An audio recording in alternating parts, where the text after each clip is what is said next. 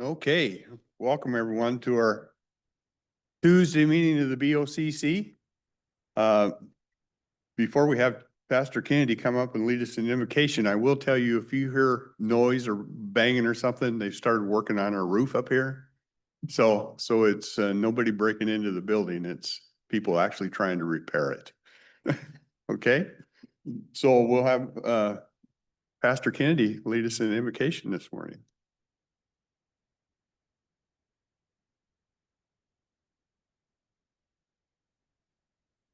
Lord, we just thank you for the opportunity that you have we invite you to come. We invite your presence. We invite the peace, the wisdom, and the character of the loving Father that comes into the room when you're here. And so we ask you, Lord, that everyone who speaks today is given unusual wisdom, honesty, and character. And then we ask, Lord, that the community is a unit, and that cooperation, spirit of oneness fills this. And lastly, we're about to see our children all scattered around this summer, and so we're going to ask for safety for the kids, those that are going off to different places, and we ask you, Lord, to be with them and that there be guidance in their homes and in the different things that they do. And lastly, we ask that everyone here that makes decisions does them boldly in the will of the Lord. And we thank you for that in Jesus' name. Amen. Amen. Thank you. You want to join me in the pledge? I pledge Allegiance to the flag of the United States of America and to the republic for which it stands, one nation, under God, indivisible, with liberty and justice for all. One other item before we get into it, we have the extreme pleasure on our part. We always enjoy when they come in. Gifford Pinchot is in with us today. And so when we finish proceedings, we're going to give them a few minutes to tell us what's going on up at the mountain. And you will have the ability, if you have a question for them, they'll try and answer it for you, but we're just appreciate them coming down and visiting us today. So just so you know, that'll take place after our meeting. Okay. I'd entertain a review motion for the minutes of last week. Mr. Chair, move to approve the minutes of May 19th through the 28th. Okay, we have a motion to approve the minutes. Any questions, comments? Seeing none, call for a vote. Those in favor? Aye. Thank you. I'll run through consent agenda under agreements, contracts, bid awards. The first three items, 1, 2, 3, are all rural public facilities grants that we awarded. One to Cowlitz Fire District, number 5, to build a fire training facility. One to the city of Kalama to finish up their water plant upgrade. And one to the Port of Longview, $1 million to for the Northern Rail Capacity Addition Project. Item 4 is our sheriffs and our emergency personnel. They use a software, Spillman software, and this is a renewal of a technical support contract through 2028 at an annual cost of $66,000 to continue support for that project, that product, that software. Which I would mention, I think all emergency people within our county use this. 911 uses it, fire, they all use it. Number 5, we're updating a interlocal cooperation agreement for Lower Columbia SWAT. This is an update from an agreement that was originally done in 2011. It adds the city of Castle Rock to it. Contract completion. So Elaine, if you get feisty out at your place, we know where to find you now. We have a contract completion letter to Advanced Electrical Technologies. They do as-needed electrical services for us at the landfill. In 2024, that mattered about around $54,000. Board correspondence. We have a letter dated 6/10 of 2025 to Cameron Svensson, appointing him to the Board of Equalization. This is a 3-year term. It expires the end of July 2028. Letter dated 6/10 of 25 to Tim Shea, appointing him to the Veterans Advisory Board. It's a 4-year term. This expires the end of October 2029. Letter dated 6/10 of 2025 to Todd Bowes, appointing him to the Veterans Advisory Board. It is a 4-year term and it expires the end of October 2029. We have vouchers this week in amount of $787,658.15. Gentlemen, that's consent agenda. If there's any questions on it.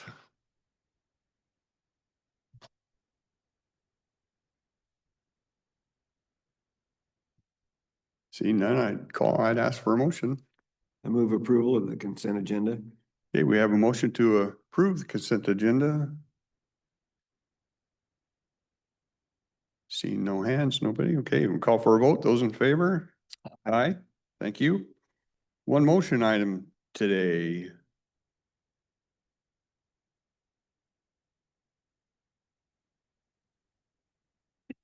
Good morning, Gina James, Health and Human Services.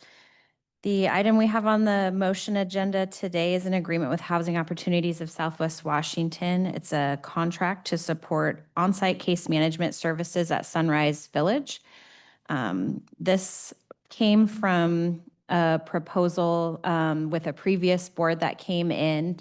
We did an RFP for affordable housing projects, and Housing Opportunities submitted a proposal primarily for some construction costs at Sunrise Village, and it also included this $60,000 for supportive services on site at Sunrise Village, which is opening this month, which is really exciting, about 60 units. So it'll be a great addition to our community. So this contract is, as I mentioned, not to go above the $60,000. It will run over a 3-year period. And that's the total contract amount. That's not $60,000 each year to help with the on-site case management. I think that it was actually Commissioner Weber, Mortensen, and Jay Bush at the time that approved. It was. This one, It yeah. was. Yep. Just before you came in. Yep. And actually Sunrise, the opening ceremony is today. Yep. At noon, yeah. Okay. Yep. Do you by chance know what the average rent's gonna be for those units? I don't know what the average rent is. I know there is some set asides. So there's certain units designated for individuals that are at certain income levels. So there's, I think, 20 for individuals who make at or below 30% of the area median income, and another set for folks who make at or below 60% of the area median income. So they're, really trying to help folks who may have a lower income to have units. So the rent's based on what their income is? Some of them, I know some are subsidized and some are not. And then if they are at a certain income level, then they're eligible for those units. We may learn today at the opening what the rent levels are. I'm not sure exactly what the set amounts are. Who subsidizes that? I believe Housing Opportunities. So I think there's some HUD vouchers that they will be able to utilize at that location.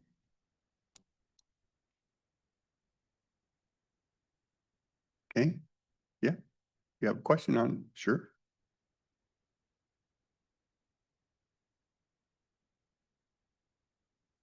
Gina, as you know, I'm tight with the supportive support system that we have. In that, is there a contract with the people that are using this that they abide by certain criteria and the support includes education for jobs so that these people that are coming in and using these facilities and getting this benefit are actively employed and contributing so that they can maintain and thrive in this condition? Yeah, so with all of these units, folks will need to pay something. So it's not, 100% subsidized. But yes, as part of that case management piece, would be looking at job resources, or other types of services that they might be beneficial for them to help sustain living independently and on their own. Okay, then, yeah, I agree with that part because they have to have some sort, I believe, some sort of, not payback, but commitment. Mhm. And showing this commitment, they need to actively have a job and thrive instead of just getting it. So thank you. Sure. Yeah, employment will certainly be a piece of that. Yeah. Thank you.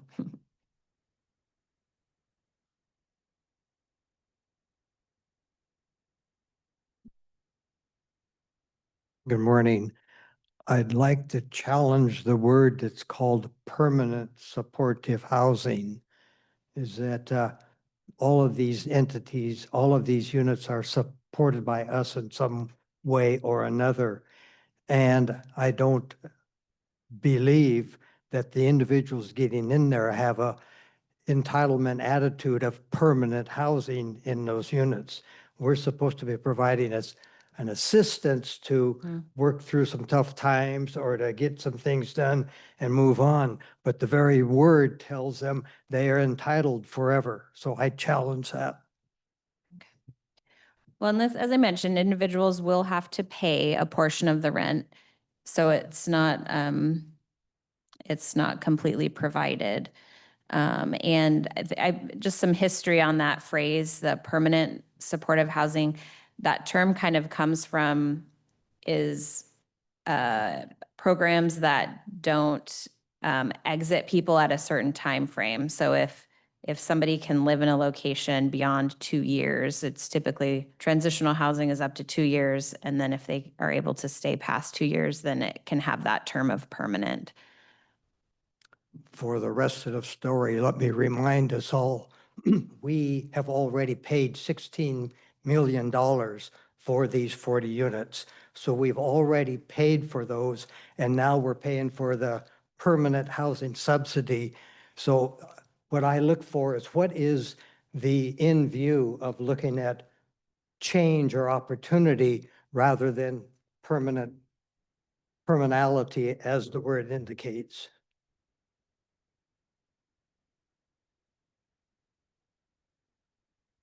Okay. That brings up, that is a good point. Gina, do you know, is there a time limit on how long somebody can stay in those apartments? And is it meant to be transitional housing or is it just meant to be subsidized housing?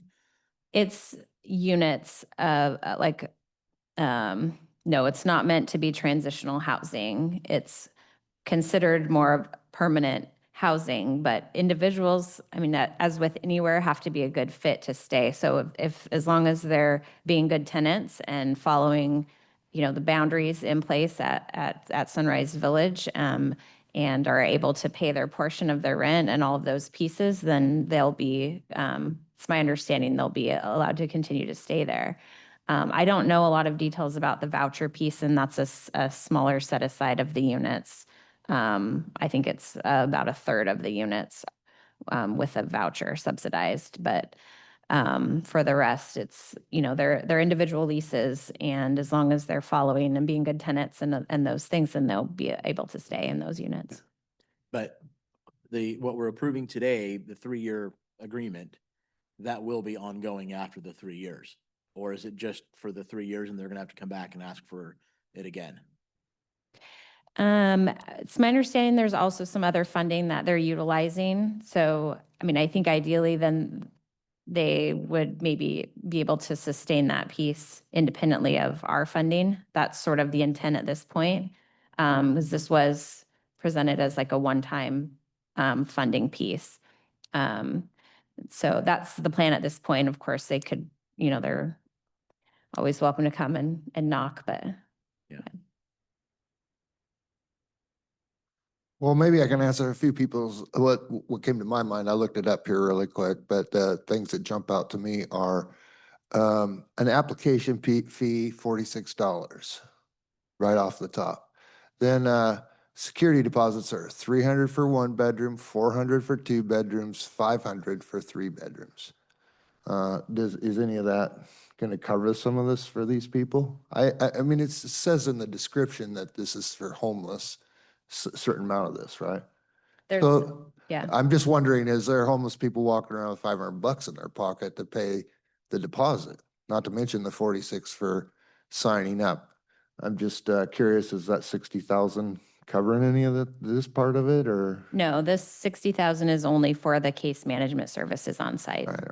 So, and then they got dogs, you can have a dog and a cat. That's a $200 pet deposit. So really, you'd be looking, if you're gonna get a 3 bedroom with, you got a cat and a dog, you're looking at $700 in deposits. Just in case anybody's wondering. Thanks, Tim.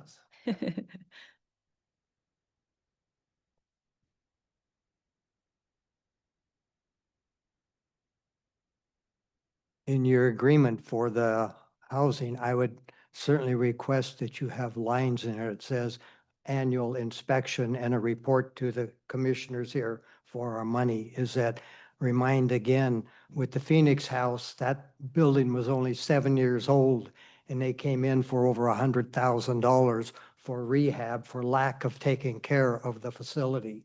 So let's at least have a minimal expectation Mhm. that the tenants are going to take care of it and the manager is going to inspect and expect that.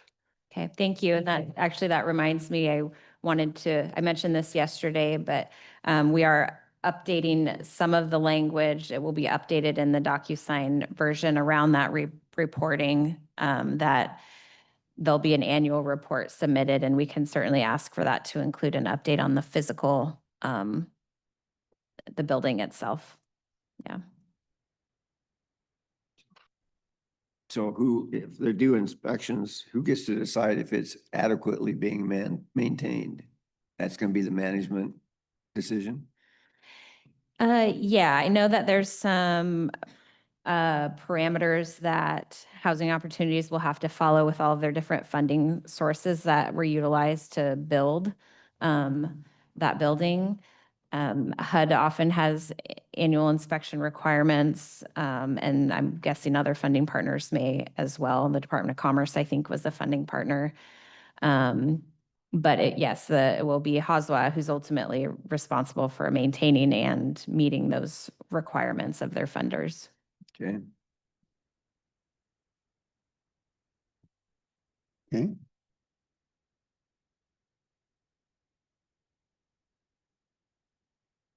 Any other?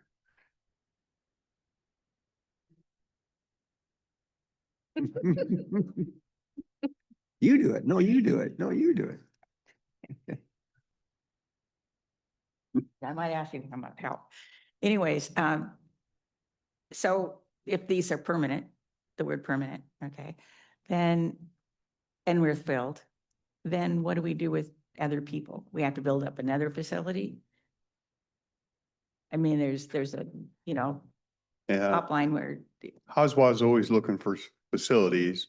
These type of units are different than the Phoenix House. They are meant for permanent housing. It's kind of like campus towers in that respect. It's meant for permanent housing for those people. So Okay. the answer flow is, yeah, they continue looking to expand their inventory is the simple answer. okay. Well, what was your other question? Oh, she's got better questions than I do, but thank you very much. Thanks.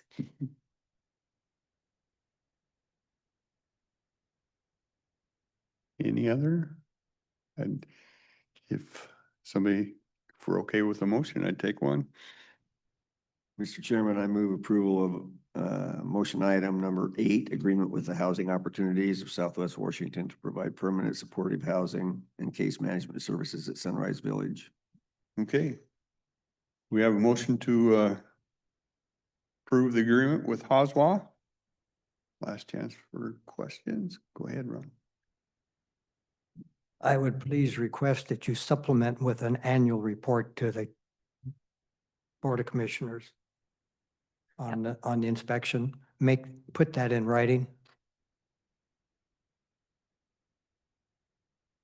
Mr. Chair, just one point of clarification.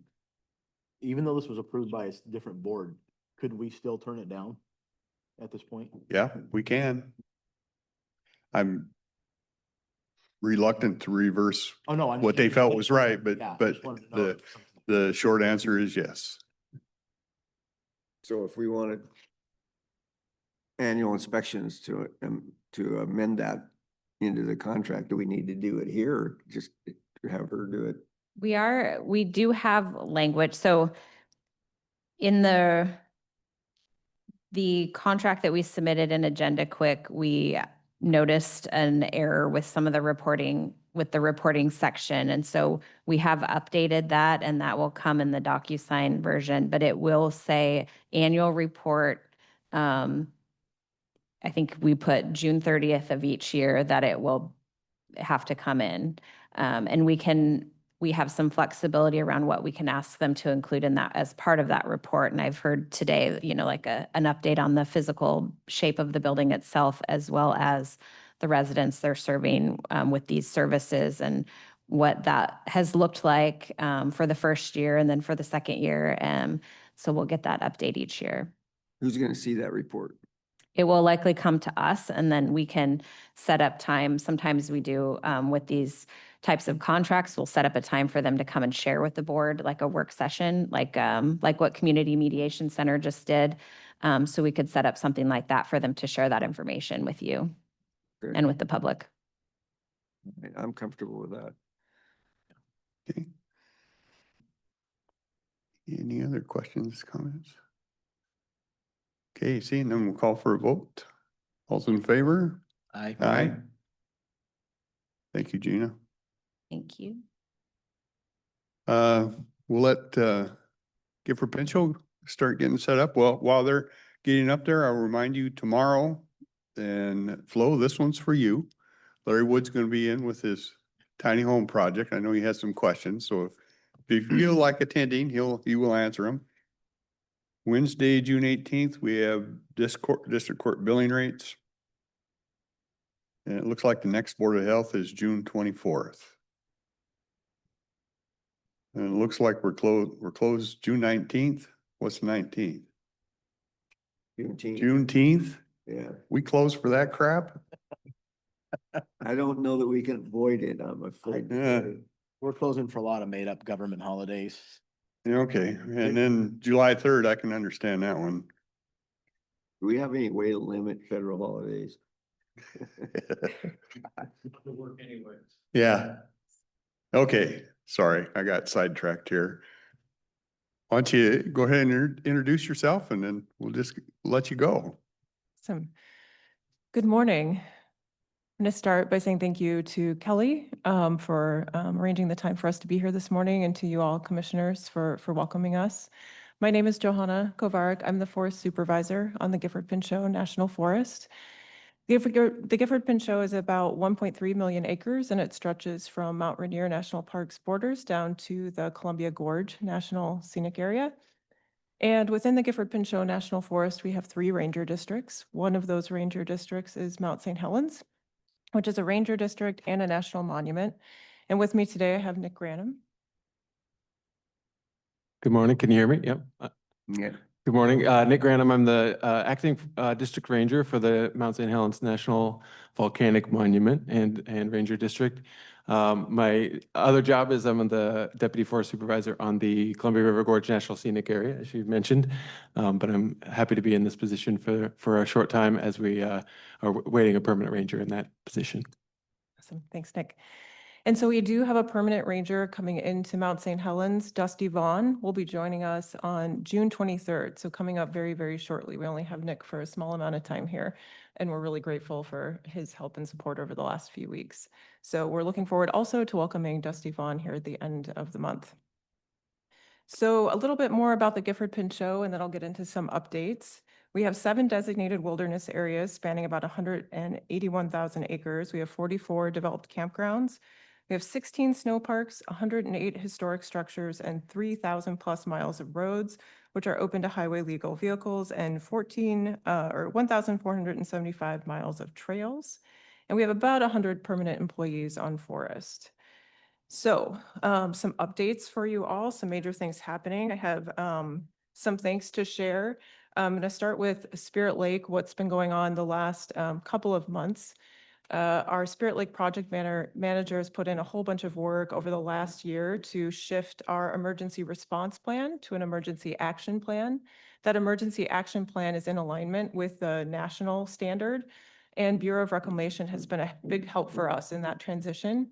That effort accumulated in a tabletop exercise, which included several federal agencies, including the Army Corps of Engineers, as well as Cowlitz County Emergency Management. And just, I wanted to share out a huge amount of thanks and gratefulness to Larry Hembry, the County Emergency Manager, for his work in supporting us in that conversation. Oh, thank you. Thank you. Ah, yes, the banging. So again, I'll say, oh, that is way better. Thank you. So again, huge thanks to Larry Hembry and Cowlitz County for their support and partnership and friendship in the work towards that ultimate goal of and shared value, safety for the citizens of the county here, as well as the surrounding areas. Spirit Lake Long-Term Outflow Project has also been ongoing. We had a large public meeting, again, hosted here in Cowlitz County in person with several attendees from around the county as well as outside the county. The draft environmental impact statement, we're working to get out to the public. We're looking at July as a date for that, and we'll make sure that that information gets out to everyone, and we'll be looking for and welcoming public comment on that draft environmental impact statement when it comes out. Other large projects happening around the forest. There's a ton of road work going on. I think maybe Nick will get to that. I'll let him talk about that for his district, for the local area, if you have. I might have a few things, but. Okay. But I want to say that this summer we have the most amount of road work we've had in a long time, which is a good thing. We're getting a lot of roads fixed on the forest, including one major bridge project with a bridge getting replaced. It's a good thing, and there's going to be a lot more traffic, and it'll be a little bit harder to get around on Forest. So we'll be sharing out information through our normal channels, social media, et cetera, with what that looks like on Forest, and we'll make sure to get the commissioners a copy of our annual road maintenance plan that'll detail that information, share that with the county emergency manager as well, just so that everyone that needs to have that information has it. So we appreciate the public's patience and grace as we get all those roadwork repairs done. I'm pretty excited about seeing what it'll look like at the end of the summer. Can I, back to Spirit Lake just a little bit, this environmental impact statement, is this on, because I've seen a plan of different ways to flow out of there. Yeah. Instead of the tunnel, is that what this is on? Absolutely. Looking at the different plans to do that? Yep. Okay. The Forest Service was tasked by Congress to come up with a long-term plan for the outflow at Spirit Lake. Yeah. The current tunnel that's there, the fixes to that tunnel have been pretty expensive. Yeah. So Congress asked us to take a hard look at long-term, what's the right solution? And so we're doing that. Yeah, so in the public meeting, we shared several options of different things we're looking at. The contractor that we're working with for the development of that plan has been working with an engineering firm in terms of looking at feasibility, and safety is the top priority as we're looking at those Yeah. options. Here's the thing for the public, that this is a big deal. Spirit Lake up there was formed with a natural dam when the mountain did. And if you know the debris from the mountain, I think they've done some core samples, and it's not the most stable. We've seen it on Rock Creek. We've seen it where it goes away. And the problem with is they're trying to make sure it doesn't happen. If Spirit Lake breached or had a collapse or a problem, I hear different things about the magnitude of what it would be. None of them are good. One is like you got another mountain coming down the deal. Another is you're going to be underwater here in Longview. So this is, even if it's only half that, this is a big deal they're working on, and important to people in Cowlitz County, just so you know. Yeah, absolutely. Thank you for that overview, and agree. As we get the draft out, we'll have continued public meetings and public engagement opportunities, and we'll make sure to share that information with the commissioners so that it can be shared out through these venues, and we'll come back and visit you all with some more information as we get that draft out. All right, so I'm going to shift to some of the large projects that we have going on.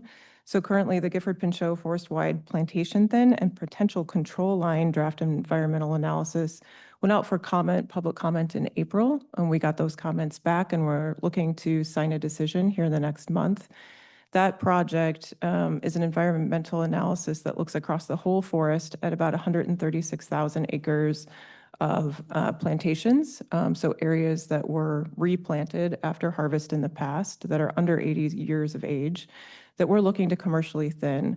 The potential control lines are areas along roadways that our fire managers are looking to prioritize, where we can do fuels treatments to slow down or look at areas where we could potentially have more control over fire spread during a fire event.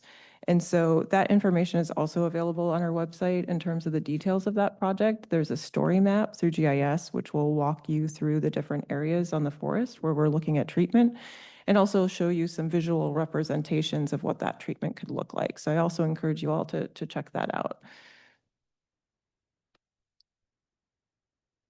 All right, so as we start to look towards fire season, we have, while other areas we haven't been able to hire, we've been able to continue to hire within our fire program. We're working to get fully staffed up on the Gifford Pinchot. We have about 30 firefighters across the forest. Right now, the predictive services for June and July, we're looking at normal or above normal, but looking into August and September, right now they're saying above normal.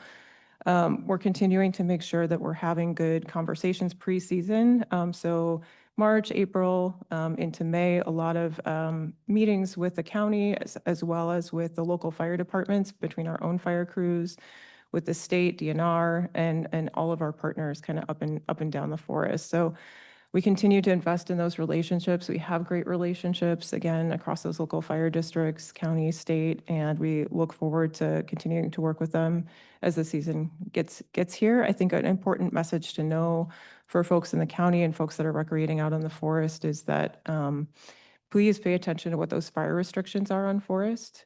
If we're in public use restrictions, and especially if we're in stage 2, there's no fires allowed. If you have one of those propane stoves that has an on-off switch, you can have that with you when you're camping. But we just really want to, again, prioritize safety across the forest, across the county, and ensure that we're limiting those human-started fires on forest. I think it's great that you guys are actually considering thinning the forest because I think that's a natural part of fire reduction and control in and of itself. In the plan, is there any talk about removing the fuel that's on the ground, all the windfall and the dead trees that are on the ground? Is there any talks about getting rid of that and cleaning that part of it out? Yeah, so part of any project we do, there's usually an element of fuels treatments, and ultimately that looks like piling and burning for us for the most part, especially on the west side.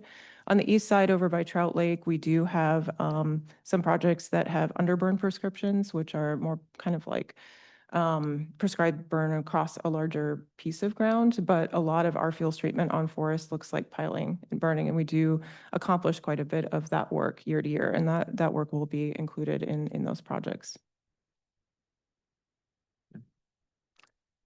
All right, with that, I will pause and hand it over to Nick for some specific updates and announcements from the monument. Sure. Good morning, and thanks for having me again. A couple things, and I'm sure some of these may prompt questions, and if not, that's okay. One thing related to road updates, the Forest Service website has recently undergone a major update, new contractor, new system. So a lot of this information is there. If you're having trouble finding things because it's moved around, by all means, reach out to us. Let us know. We can, as you probably know, when there's a new website, it means there's new information in new places. So the idea was to get it to places where people need to find it and are able to. But if you're having trouble, let us know. And so a lot of those road updates are there. A couple that I want to highlight. the State Route 504 leading up to the Johnson Ridge Observatory remains closed due to that landslide.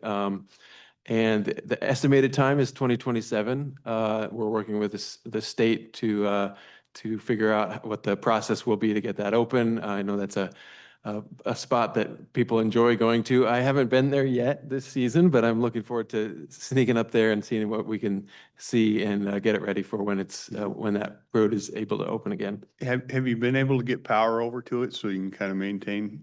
There You have- is power, yes, as far as I know. That's been that's on again, which is helping with some of the equipment Yeah. stuff there. Yeah. Yeah, that was a big focus for us, post South Coldwater Slide, is ensuring that we had power getting to the visitor center to ensure that it is staying viable, right? And with no power, you know, you can get some dampness in the building and those kinds of things. And we want to make sure that it's, you know, staying in good order so that we can reopen as quickly as possible. In the meantime, for awareness, there are continued interpretive services at the Coldwater Science Learning Center. So our staff are still working there and providing some of those visitor services. So folks can come up to the mountain and hear more about what the landscape is doing and how things are moving around. A small note, the restroom down at the bottom of the hill at Coldwater Lake is now working again. It's a small thing, don't tell everyone, but if you happen to be up there and you need to use the restroom, that is now working again, so that's very exciting. I know don't tell everyone we're in a public meeting, right? But okay. Another thing to note, the Ape Cave timed use permits are in effect again this year. I think you've maybe seen that in the past. I believe it opened May 18th and is going to be open through October 31st. And because that gets so busy, we're just helping maintain access through those timed use permits, and those are at recreation.gov. A new update this year is a scan and pay system at some of our sites. You can download the recreation.gov app and ahead of time, ideally, if there's a cell phone reception in the place you're going, and then scan and pay rather than having to have the pass in advance. So that can be helpful. Another thing to note just about office hours, the ranger stations are open Monday, Wednesday, and Friday now, 9 to 4. The theme of as we work through the transitions that we're experiencing these days is we're making it work. Things are our staff are shifting their work around to make sure that they continue to provide public access to the resources you need. Let's see. I think I'll leave it at that, unless you have any specific questions about any of the roads or anything else. Thanks. You know, and I probably say this every time, and we probably take it for granted, but we're spoiled in the Northwest with some of these areas we have that I've ridden through Kansas.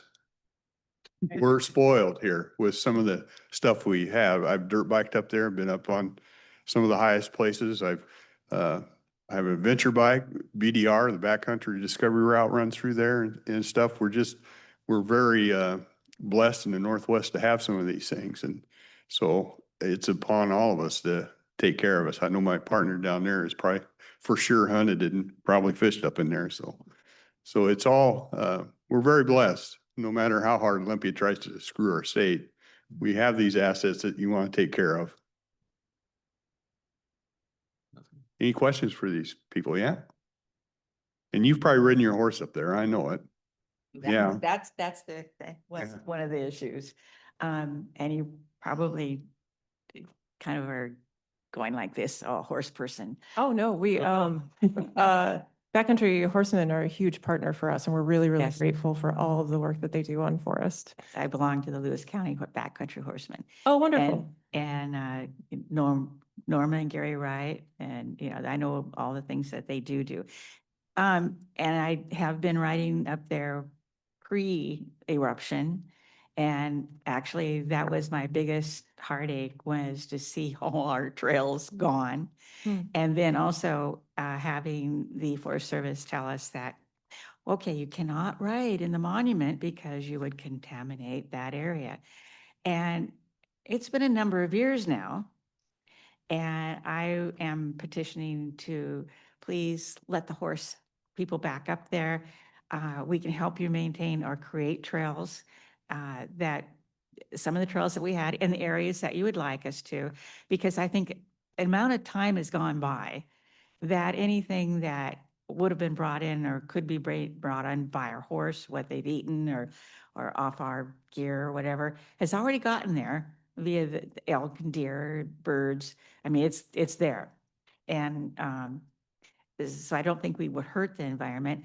And so I'd really like to have you guys think about permission to let the horses and the horse groups create and maintain any trails or that we could ride up there. We really appreciated it. It was very, very beautiful, and we had some really cool trails. Another problem that I'm having, or our horse groups are having, is the bikes. It creates ruts. It makes the trails really, really, and you can't travel them. The horses can't find footholds in this little V shape. People can't walk. If Yes. even hikers have trouble with the V. And so I know they have motorized bikes now, which at my age now, I'm starting to think about them, but I know I wouldn't go on a trail like that, but still, they cause a lot of damage to our trails. And and roots, they ruin the roots of the trees. They create pathways for water that would be unnatural, which really cause problems, and dig deep trenches. And also, like I say, I just appreciate it if you'd let us back in. You Yeah. think you might? Yeah, thank you for that feedback. So one of the projects that we've had on our plate that we've been looking at trying to take on is the monument plan revision. And as part of that revision process, that's absolutely something that we would consider, and there'll be public comment as part of that, and that feedback would be really important. That would So be- thank you for sharing that. One of the things that I don't know quite as much about that I would like to learn more about is where there are horse trails on Forest and where those areas are that the Oh. horsemen are particularly interested in. So that feedback was really helpful this morning. It's been 50-some years, if I can remember where the trails are, but I will contact my group, and I will see if we can find some trails. The thing that we really enjoyed as well, and I'm not sure if Weyerhaeuser is working with you on that, and as far as fire prevention, a lot of these old logging roads were a lot of the areas that we would use for part of our trails.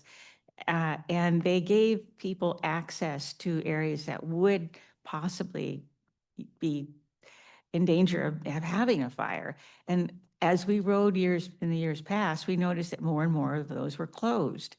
And, that bothered us. We had to put more trails in, of course, which we did. But if those could be reopened, is that part of your plan, is opening up some of these older logging roads? Because they did access some of these very remote areas. So as we look at different types, so I talked about environmental impact statements, as we do different analysis on a particular area, a piece of that oftentimes will be travel analysis, and that is looking at the road system in that particular planning area and talking about what's open, what's not. An element of that is getting our fire folks involved and talking about access for fire as well. So as we look at those different planning areas, we usually bring that up as part of the conversation. Not always, not in every project, but most of the time we do, yes. And I know it's been a topic of conversation I've heard with Skamania County in terms of concern over fire access and those kinds of things. But what I'm thinking is, I will chat with our recreation folks and our rangers. I know Teresa Tanner up on the Cowlitz Valley Ranger District works closely with Backcountry Horsemen. Just have some conversations with folks on Forest to learn a little bit more about where we can be synergistic with the horsemen in terms of maintaining some of those access roads. Well, That's thank great you very info. much. Yeah, of course. We had some absolutely beautiful, beautiful trails. And I know that, our group would definitely help you as far as opening up new other trails, even just ones for hikers. I mean, the horses bring the logs in for the bridges. They bring the soil, the rock that you need. And, we can be a great asset So, Absolutely. You thank you. definitely are. Thank you so much for the work and the partnership. Thank you very Agreed, much. yeah. Yeah. I know there's a horse camp on Little Clamor River Road up Lewis River, and I've run into horses on trails up there. Yep. So the horses are able to ride on trails in the forests. Yeah. Yeah, and I think I'd echo, knowing specifics, the exact locations, if there's a destination or a place that you really want to get to, and for some reason that's the place that's cut off, highlighting that would make a big difference. If we can say this route from here to here, let's look at it differently. Let's take a look. So, Yeah. yep. Absolutely.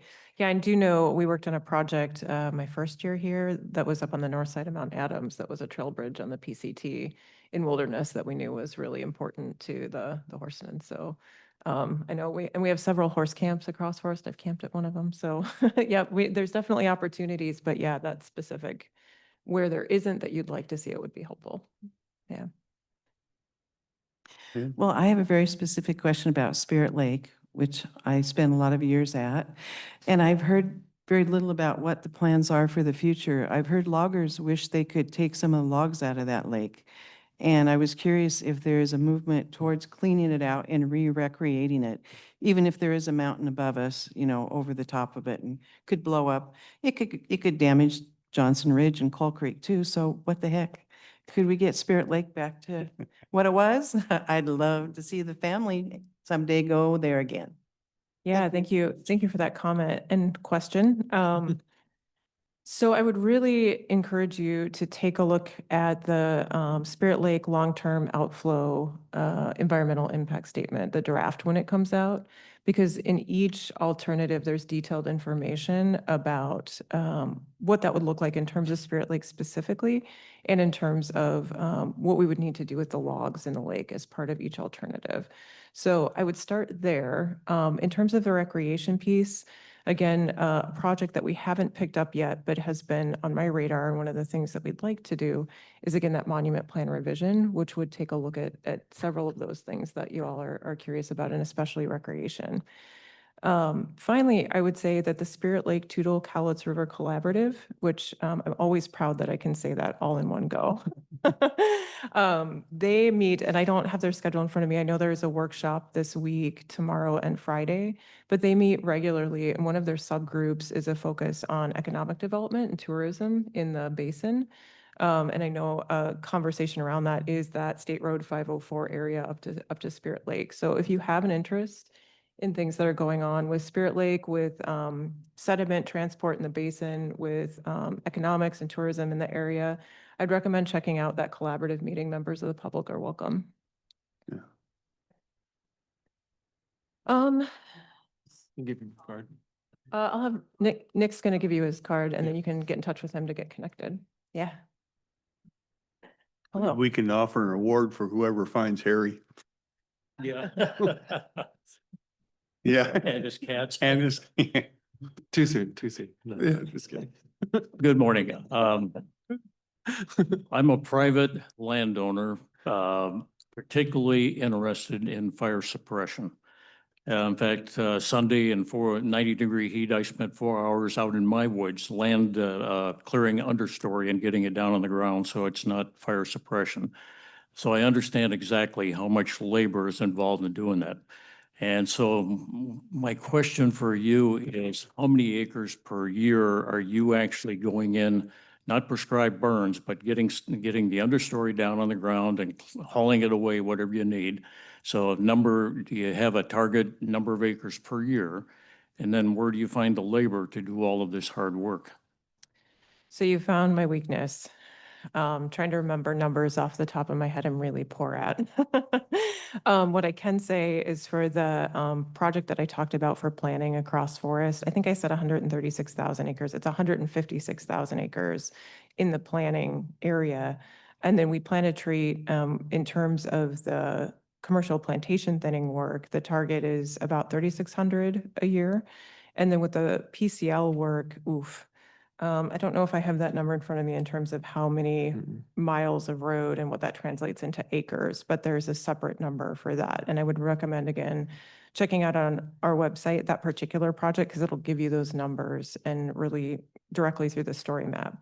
Now, that's just one project, right? We also have the Little White Salmon project, which is another project area.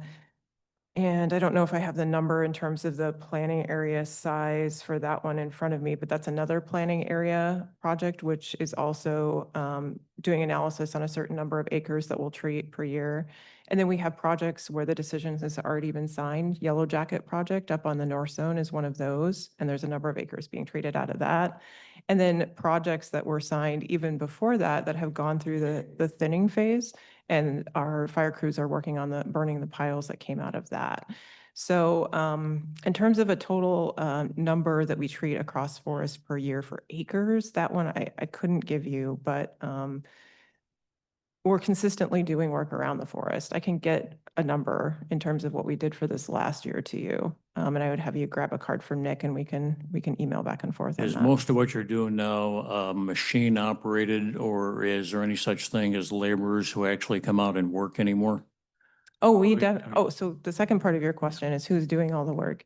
It sounded like you were. No, go for it. We absolutely have laborers, both Forest Service employees, and one of the things that is amazing about Southwest Washington is, again, as I mentioned earlier, our relationships across partner groups, across Washington State DNR. We're very interdependent with the state in terms of DNR folks coming out and working with us.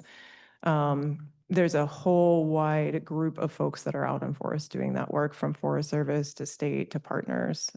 You heard about Backcountry Horsemen, who goes out and does some of that work along trails. So it truly takes a community, and we're fortunate to have that awesome community here in Southwest Washington. Well, that's good to hear. We definitely want to be smarter than California.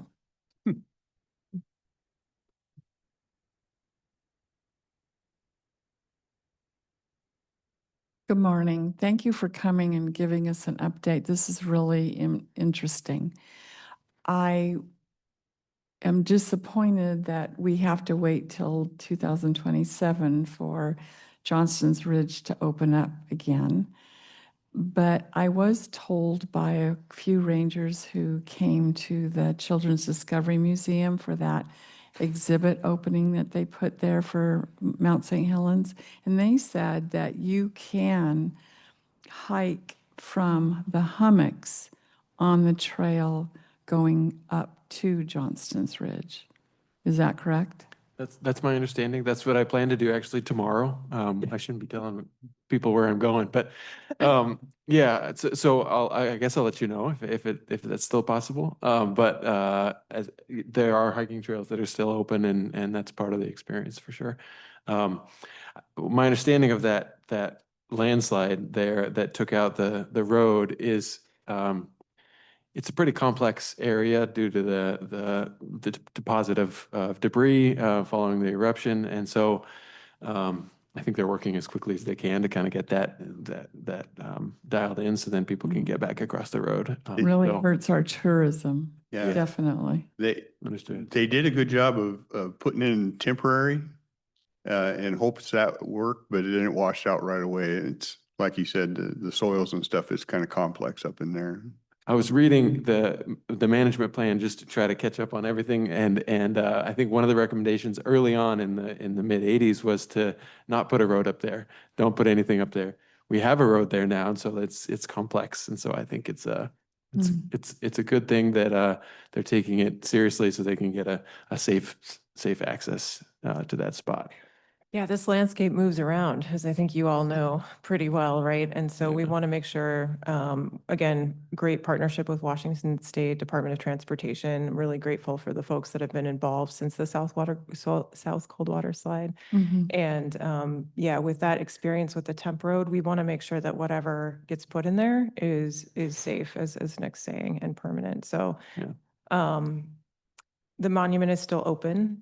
There's still access and places to go. I'm really proud of our team. Another partner that we work interdependently with is Mount St. Helens Institute. We're super grateful for them and their support. They work primarily out of the Coldwater Science and Learning Center. When that South Coldwater slide happened, they welcomed our team back into that Science and Learning Center so that we could be open to the public. They also have a huge number of volunteers that volunteer with them each summer. and provide service to visitors on the climbing up to the top of Mount St. Helens, as well as helping support Ape Cave being open, as well as just, being available around the Coldwater Science and Learning Center and a variety of other programs that they offer. So I really recommend checking out the opportunities that they offer for different programs, as well as their volunteer program if anybody's interested in helping out on the monument this summer or in the future. And through them, there are those opportunities in that area to recreate. And then there's a whole host of trails that are open. Mount Margaret Backcountry, as well as the Hummocks Trail, which does go out to Jarrow, and then Ape Caves and other opportunities on the south side. So, I got to see Johnston Ridge Observatory my first, I started out as the acting deputy forest supervisor here in 2022 in the fall, and I got to go out and visit Johnston Ridge. It was amazing. It is such a special place. And so I am really looking forward to us being open again and hopefully before the 50th anniversary. Nick said too soon. We celebrated the 45th anniversary of the eruption just this last May. And thanks to anyone who was with us and came out to Coldwater for that anniversary. But we're really looking forward to a larger celebration for the 50th. And the plan is to have Johnston Ridge be part of that. So hopefully we'll be able to do that. Well, I'm looking forward to it. I've hiked up at Johnston's Ridge 3 or 4 times and Coldwater and all that area. So next week I'm going from Hummocks to Johnston's Ridge. Keep my fingers crossed. Thank you so much for Of your course, update. let us know what you see out there. Send Nick an email. Yeah, please.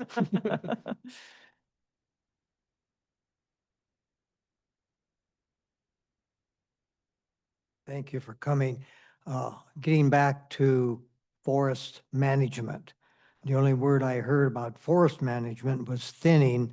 I presume that we are logging also, that it's 45 years since Mount St. Helens, the forests are growing greatly, and that the logging and thinning provides the access on the roads. It gets fire management is pretty well limited if you can't get people into the areas there and immediate to be able to get things out. So what is more than just thinning? What are you actually logging and taking logs and managing the forest?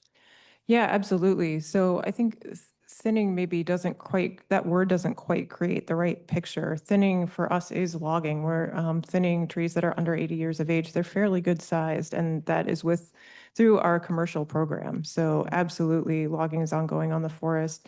We've been at about 30 million board feet the last couple of years, but we're actively working, as I described, that commercial plantation thinning really is, logging across the forest. We're working at ramping up our planning shelf stock, so having areas on the ground that are cleared through environmental analysis so that we can get to implementation to that forest resiliency work, that treatment work, that logging work on the ground. So we're working to increase that target that we put out each year, and that forest-wide project that we're doing is a big component of that. Absolutely.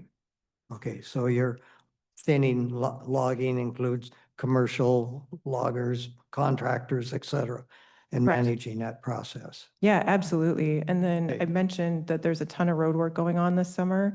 A big piece of the work that our engineers on forest do, along with Washington DNR, which has been a public works partner for us as well, we're focusing on those areas for access for those fuels treatments and that forest resiliency work. So ton going on this summer. Our engineers are super busy, and you'll see that out on the ground when you're out on the forest this summer. Okay, thank you. Thank you. So I have a quick question. If logging is done, and now are we back to slash burning after we clear those areas? Or are we leaving the crap on the ground so it can be fire hazard? Absolutely. Part of the work that we do with logging is pile burning. And so the materials that are left are piled and then burnt through the winter by our fire and fuels program. Okay, thank you.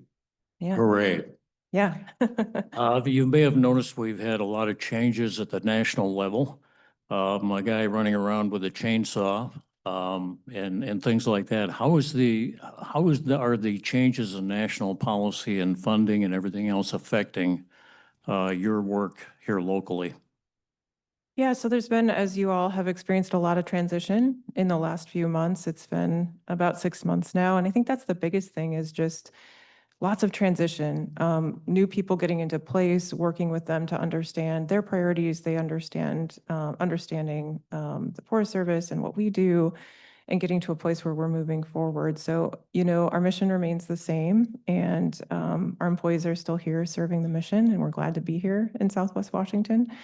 So really, it's that experience of transition, which has an effect on everybody in terms of continuing to move forward, right? So that's what I'd say about that. I don't know, Nick, if you have any thoughts from the.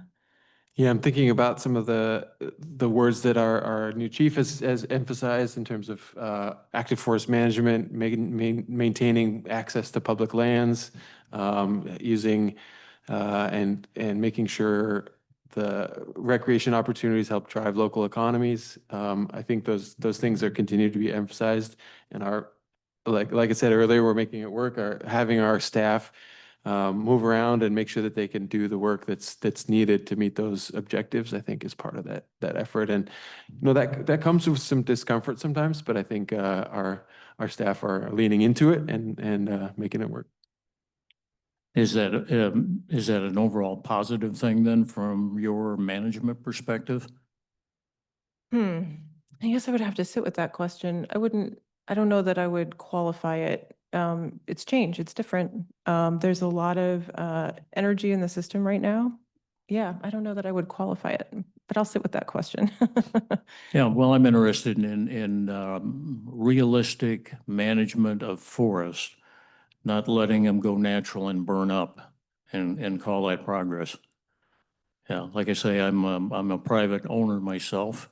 I know what it takes to take care of forests, and it's a big deal, and it takes a lot of effort. So Yeah. if you're getting that kind of support, then I think we're moving in the right direction. Yeah, thanks for that feedback, for sure. Good. You've been up there 3 times. We're here all day. Yeah. I just got a really quick thing to say.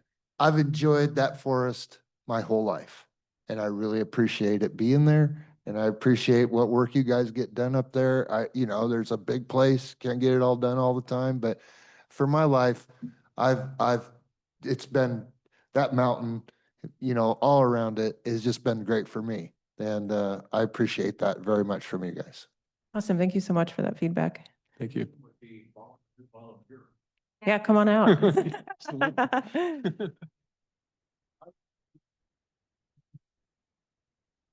Okay, as everybody knows, I'm a very, very frugal person, okay? And we have had at one time 40 acres, which we logged, and we got pretty good money from it. So I imagine the amount of acreage that you're going to be doing, you're going to get a good size amount. And since you're a federal agency, is there any portion of that coming to our county or, in what aspect? I mean, like, how is it coming to us? Is it helping our schools? Is it, how much is it coming to us? How much out of that portion is coming to us? Yeah, absolutely. Timber receipts and other funds that come into the forest do come back to the county. In terms of what specific amount and portion to Cowlitz County, I do not remember off the top of my head, but I have seen the amount and it's pretty easy for us to access that information and get it to you. The main way that comes through is through the Secure Rural Schools program, which was not reauthorized for this year. And so instead of that, it's the, I think 25% receipts go back to the counties. So we would have to look that up to get that number to you for this county in particular, but absolutely money from timber receipts as well as some other funds that come into the forest do come back to the counties. About 25%. Then, You could probably get that through Kathy too. pardon? You could probably get that through our finance director also. Okay. Then what do you do with it, 75%? Oh, man. We do a lot of different things. So in terms of, we started focusing on the commercial timber projects that we have. A portion of that money goes back into the sale area for sale area improvements, whether that's watershed work, things like replacing culverts to ensure fish passage or to ensure road solvency, fuels work, fuels reduction work. There's a whole host of different things that we spend that money on back in those sale areas. There's some complicated ways the budgeting works in terms of being able to convert money from those dollars, what we call KV or Knudsen Vandenberg dollars, to different kinds of, we call it K2, but different kinds of dollars that can then be converted to use other places. But a lot of that money goes back into the forest. It does. Okay. Yeah. One other, as you probably noticed, I'm kind of a negative person, which I'm sorry, very much so. And I'm a horse person. And just last weekend, I was riding off of PH10. Are you familiar with that area? PH10? Castle Rock, it's out that way. And you don't have any land there, but Weyerhaeuser does. And this is the sad part. They are logging like there's no tomorrow. And there's great, huge, huge, huge areas. And a lot of times you can see them from the freeway. There's just massive bald areas all over now. I mean, they're logging full hill. And they're doing it in large areas. Now, are you going to log? In the past, they would log in patchwork so that you would have a growth in between different areas so that you would have natural reseeding like that. Are you going to do that, or are you going to do what Weyerhaeuser's doing? Because it's breaking our heart. I mean, they've gone through so many of our trails. You wouldn't believe, miles and miles of our trails. And we really don't want to see you guys log that way. Yeah, so again, I would recommend checking out the story map for the commercial plantation thinning and PCL work online on our website. Okay. It will show you some images of what treatments could look like. Okay. We do have about 300 acres per year of regeneration harvest with that particular project that we can do. So that is areas where you're going to see larger openings, but that work is going to be specifically focused where, for example, we might want to do huckleberry restoration work so that we have larger huckleberry areas of growth, or where there's insect and disease, where you maybe have an area of laminated root rot or something like that, that we need to treat a larger area. Early seral habitat, as we call it, is also beneficial for some wildlife species. So there's a lot of reasons why we might do some larger, what we call openings in the canopy. But there are specific restrictions in terms of what size those would look like. Oh, good. So if you want to know for a particular area what it's going to look like and what those openings might look like, I really recommend looking at the project description, because there's information in there about what we're planning to do and why in terms of those openings. That's awesome. I really appreciate it, because you have no idea how heartbroken we are that it's Sierra Pacific, Weyerhaeuser. I mean, I could list off several others that they're just doing so much, and in such wide areas that it's created a change in our wind patterns and the water runoff and everything. I mean, they've really overdone it in some areas. And so I'm glad that you're taking those consideration. Thank you. Yeah, of course. I have a question that I'm going to try and frame to where it makes sense and give you a little insight into my thought process. I'm very grateful you guys are here. It's awesome that we have an opportunity to talk with you guys. I am a 100% full advocate in being stewards of our natural resources and of the land and of our wildlife. And along with that, I recognize that a lot of the times when I look at science and when I look at, you talk about a 5-year plan and environmental impacts, we take human beings out of the equation and just as if we have to withdraw from this because we are the problem. And I want to take the fire suppression to Larry's comments. I want to ask you something with regards to that. Fire is a naturally occurring, and it naturally occurs. Lightning strikes, and it's one of the tools that Mother Nature uses to cleanse the land. And if you look at areas where there have been fires, where there was a lot of trees, there was no undergrowth, there was nothing living under the canopy, excuse me. And after the fire, there's all sorts of wildlife. There's flowers, there's grass, there's, so I think fires have a benefit to nature because she does it all on her own, right? And I think that one of the things that we do as human beings to try to impact, as we talk about fire suppression, We do that because it has an impact on us.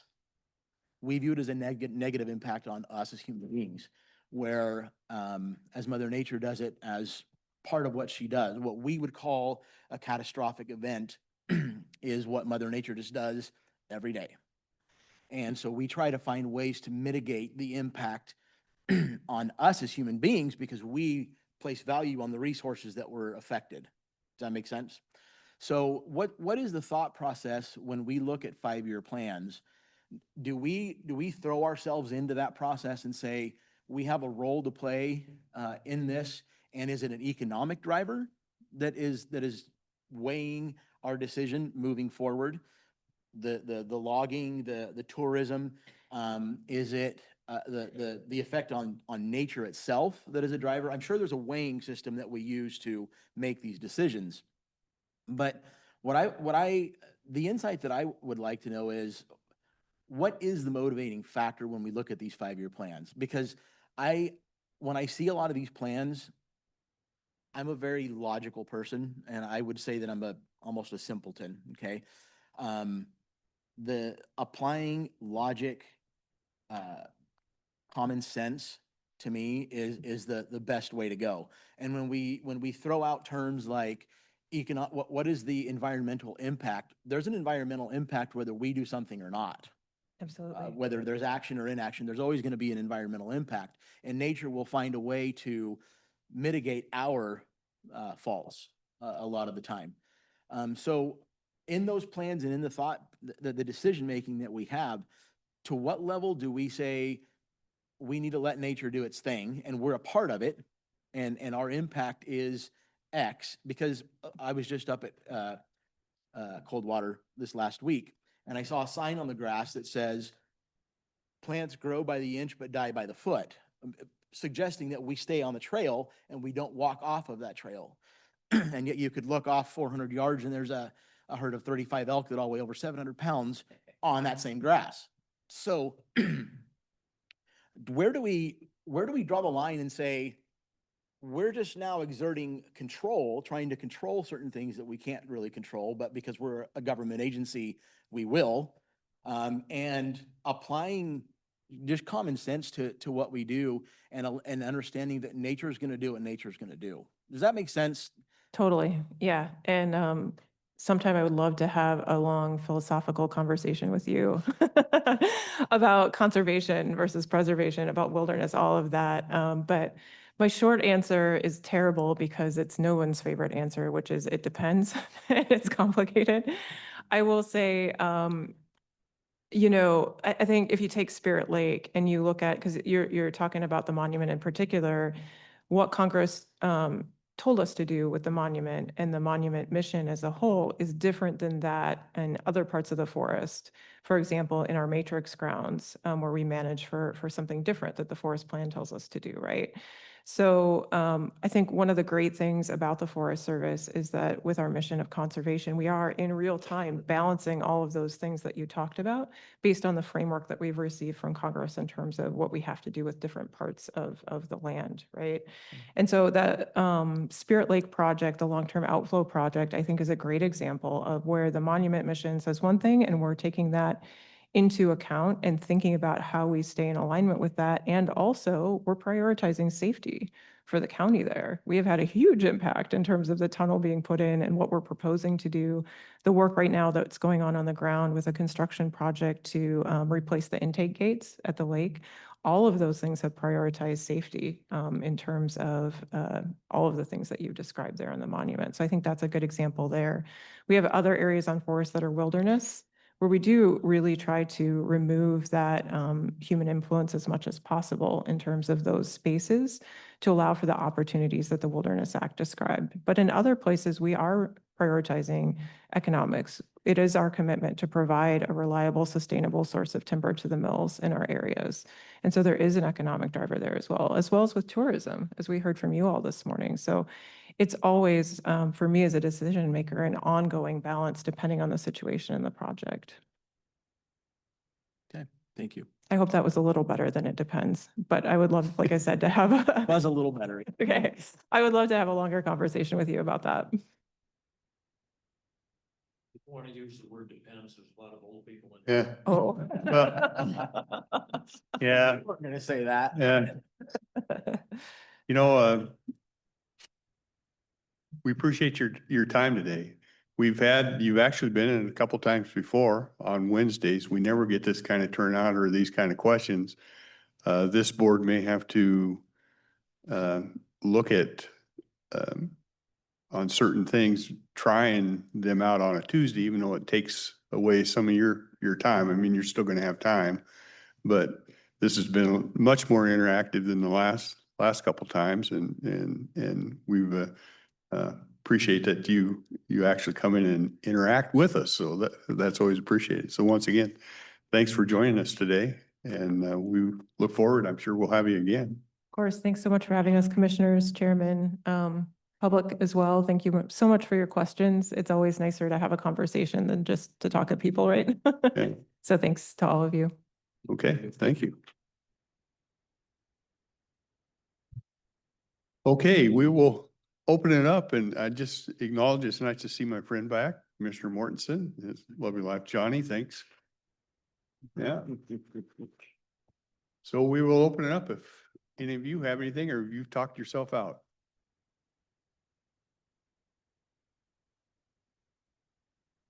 Okay. No, are you coming? Okay.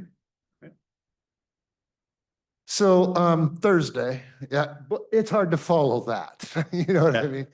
But now Thursday over in Longview, those guys passed the resolution that, you know, we all kind of been waiting for a long time.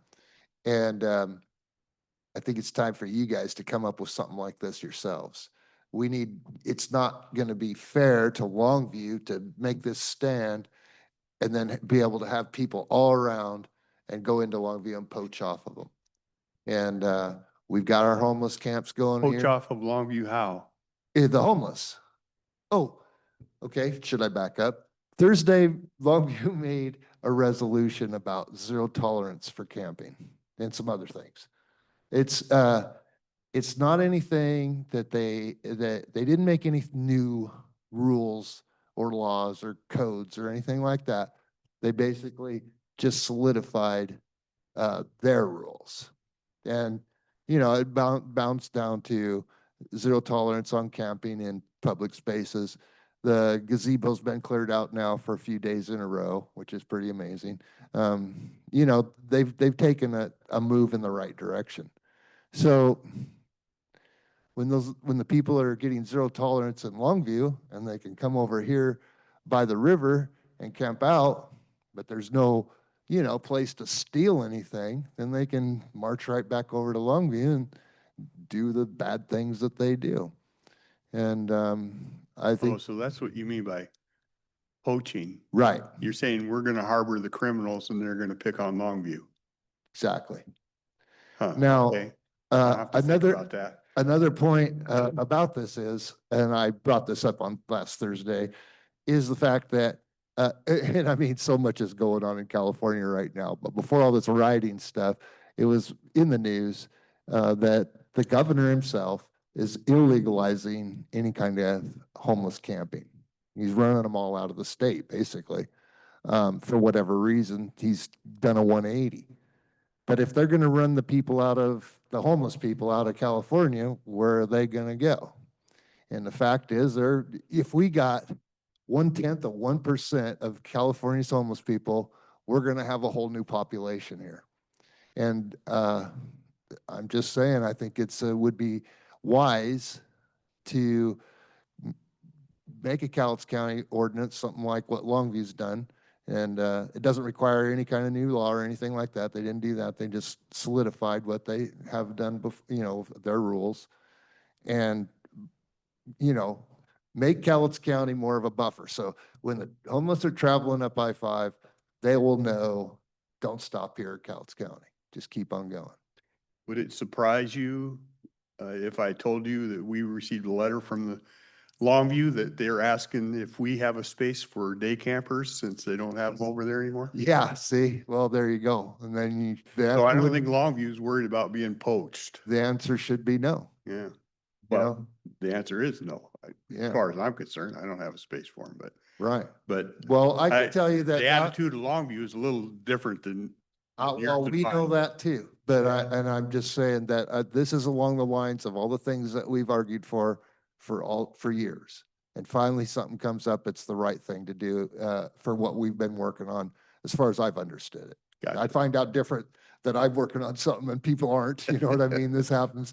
But I feel like this is something that our general ideas around here have been working toward. And now they've made a step in the right direction. I think the county should do it as well. I can tell you that out by where I live, along the river there, and you can't see them from my house, but if you drive on West Side Highway, I'm sure you have, and you can Yeah. look across the river and see there's a big long camp down there, always has been. And, Do you know that's Weyerhaeuser? Weyerhaeuser owns that? I thought the railroad and the Worked with them county. and they came and cleared that out at one point in time, but yeah, I saw the railroad guys clearing it out before, you know. because I was walking the trail one day and they were running their Well, police down the line there. Maybe it is They chased me off. maybe it is some of the, I think there's a part that's Weyerhaeuser, but maybe it is there, but. Well, we you know, worked it's with like them the to get- Kelso old water plant, you know, Yeah. it's a. Is that what that concrete building was? An Yeah, old water the- plant? Yeah. And, you know, that's a place where, it's a great beach right there, you know? Yeah. And, back when I had just the dog and not a small child, I would go down there, you know, to walk the dog. And I mean, I can't even tell you the mess that occurs there and the homeless people, you know what I mean? It's like, then they're, I don't know. I could go on, you know, I've heard all the stories about that stuff. My point is, we need to start repelling these people and taking a more active, expulsion kind of stance now, facing what's coming from California, in my opinion. And it's just, you know, you can say, if they're going to kick the homeless out of California, where are they going to go? And they're going to go to Oregon and Washington, right? And like I say, they got so many, if we just get a small fraction of what they have going on, we are going to be overwhelmed. Yeah. Well, Tim, I understand your sentiment. Couple things on California. This is my personal belief. I don't think that they're going to kick them out. It's too much of a money thing for them. If you look at the amount of money that the state of California spends on homelessness, it's in the tens of Okay, billions. well, I agree with you. Now, I don't want to interrupt you either, but I don't want to drag on too much because I know other people want to speak. But the fact is just look it up, you know, No. just check the news, because there's Governor Newsom saying, we're getting rid of them. We're changing the law. Point of clarification though, what exactly did Longview, did they add anything or did they just say, hey, we're going to enforce the laws that we have on the books that we haven't been enforcing? Because I mean. Yeah, pretty much. That's they didn't make any new rule, nothing changed in their laws or anything. They just ramped it up, zero tolerance. I talked to an officer there for the time that was going on, and I won't disclose who it was, but I'd talk to you guys about it on the side when we're done here, maybe for a minute. Jim, I was in the hallway out And you were there. talking I to the guy I got was the tail talking end to. of it, and I was Yeah. talking to one of the captains, and he was standing out there shaking his head going, this changes nothing. It's what they're already doing. It's already doing, and he told me the same things. And you know, and something that I hadn't realized, you know, I always against the shopping cart thing. He says, well, we've been doing the shopping cart thing for quite a while now, and you don't see them with a shopping cart. Now you see them with a gosh darn yard trailers and stuff. I said, dude, had Baby carriages. well, I mean, Yeah, it's yeah. kind of like them little carts you pull behind your mower, you know, and it's like, I saw a guy yesterday when I was just driving down the street. He had doubles. He had two of those trailers and a bike specially rigged up so he could push his bike and pull these trailers of stuff, you know? Well, that might be so- why Longview wants more bike lanes. Yeah, could be, you know, but they don't use them, you know, if Look at that. You just got Commissioner Mortensen excited. if they would be using the bike lanes, that would make it worthwhile maybe, but they Yeah. just go everywhere else. My thought is, you know, take a look at this. I think that, you owe it to kind of Longview to kind of back them up in a certain way, you know, this does that a little bit, but also just this, we've got to do something because more are coming, lots more. And that's, Okay, you know, just have a look at it. all right. Mr. Chair, I Anybody? do have Go ahead. No. I was gonna say, I wanted to just report on my fish recovery board, stuff. I got a couple of emails this week with regards to the NOAA funding being cut, for the federal government. And I spent about 2 hours going through and reading all of the material information that they, sent to us. And, one of the things that I focused on was on the fish passage stuff. And I emailed Kelly a picture of one of the illustrations that they had that I wanted to show, because it's just crazy to me, going back to my original statement with the U.S. Forest Service, about how we give Mother Nature zero credit. So this first illustration shows the difference between a culvert and what we're spending millions of dollars on for fish passage, in replacing these culverts. And the illustration's kind of funny because I don't have time to go through and read it, but up on the top, it shows what an original culvert looks like, and they have a brush or a tree or whatever that is saying that those get obstructed. And you can see it shows the drop on the downside river, on the water, flow being poured into the lower half of the river. And what it says is that the fish have a hard time getting upriver, upstream, because of the culverts, and that the culverts can be obstructed. And the lower illustration shows no obstruction, because apparently fish passages will not get obstructed by anything floating down the river. And it shows the water level very similar, although if you look, it shows the water level bending, which doesn't make any sense. That's not how water works. But if you go through and read this, as I went through and read it, I was just like, wow, we're spending $2.5 million on that lower picture, because that's supposed to be better for the fish, and it's not going to get obstructed, which I'm not sure where they come up with that. But I researched how salmon migrate, and I sent a couple of videos to Kelly to show what fish actually do with man-made structures and what they do with Mother Nature structures. So this first video, if you look, there's a tube shooting water out of a dam, and the fish are caught in this pool down here at the bottom, and you see the fish attempting to jump up into that tube.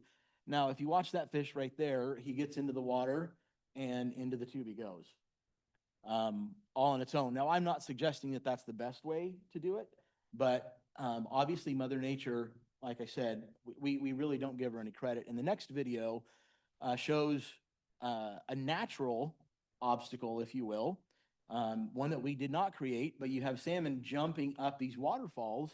In this particular video, this waterfall is probably 40 feet that we see, and it shows these fish making it up to the top. And so I often question, my question to these people, I question what we do and why we do it, because we're spending $2.5 million for these fish passage culverts that, are they really going to be any better than what, just replacing a regular culvert? And so the point to the email was that everybody's up in arms because NOAA's not going to be funded anymore. And when you go through and read it, it really talks about all the jobs that it creates and the economic impact and all that stuff, and very little about the fish themselves. And so I find it interesting and very telling that we use those. I will use the fish as the object of why we're spending the money that we're spending when the fish is like low on the priority list itself. Yeah. So Yeah. bureaucratic jobs that are created with that money, it's not got nothing to do with the fish. Yeah. Government agencies are built to fund themselves and grow.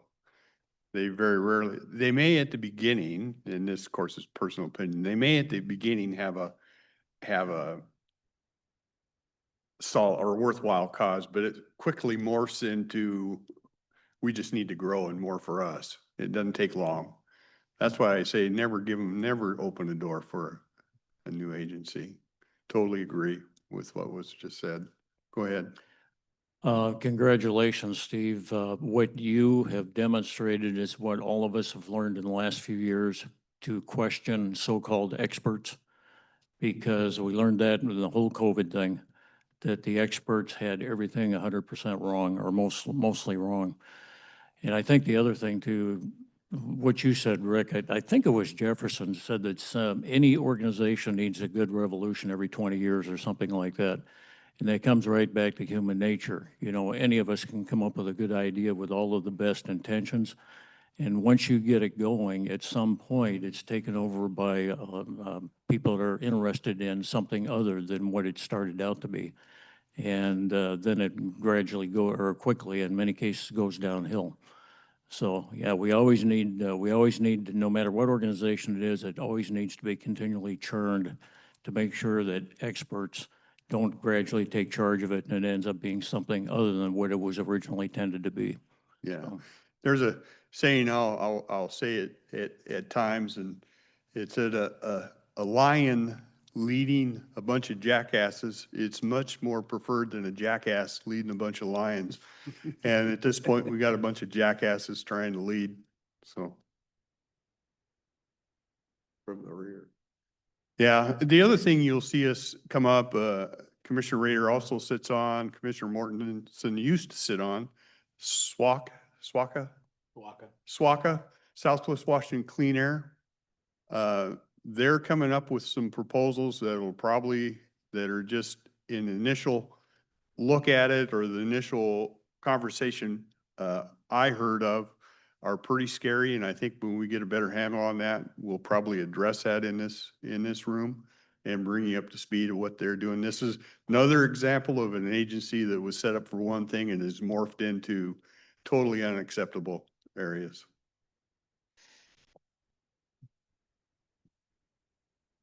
Okay. Anything else?